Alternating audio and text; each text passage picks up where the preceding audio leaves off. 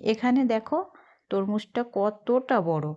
এই তরমুজটার ওয়েট হচ্ছে 3 কেজি। এটা বাজার থেকে নিয়ে এসেছে 2-3 দিন হয়ে গেছে, ফ্রিজে রাখা ছিল। তবে আজ দুপুরে কাটবো বলে আমি বার করে নিয়ে এসেছি, ধুয়ে নিয়ে এসেছি। আর তাই দেখছি কতটা বড়।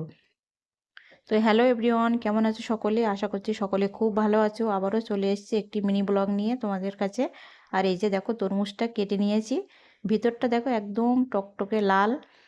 তবে খাইনি, মনে হচ্ছে যে তরমুজটা ভীষণই মিষ্টি হবে, কারণ লাল হলে তো মিষ্টিই হয়। তো যাই হোক, একটি প্লেটে আমি সব রকম ফল সাজিয়ে নিয়েছি। আর যখন আমি তরমুজটা কাটছিলাম তখন আমাদের এখানে মানে নিউ টাউনে খুব জোর ভূমিকম্প হয়েছে। ভূমিকম্পটা হয়েছে 1:33 আমাদের এখানে হয়েছে তখন। এবার আমি খাটের উপরে বসে আছি, তখন দেখি মাথাটা ঘুরছে।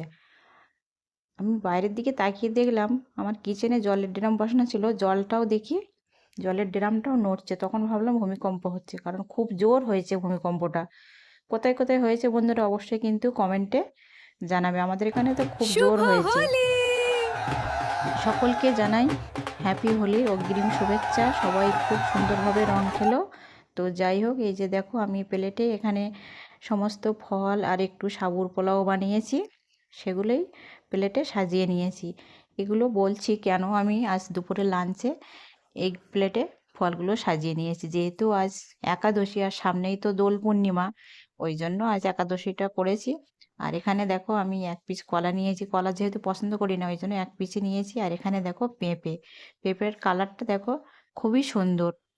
আমি প্লেটে অনেকটাই ফল নিয়েছি, কিন্তু সবটাই তো খাবো না, অল্প একটু খাবো আর রেখে দেবো। আর এখানে দেখো বাটিতে একটু মিষ্টিও নিয়েছি।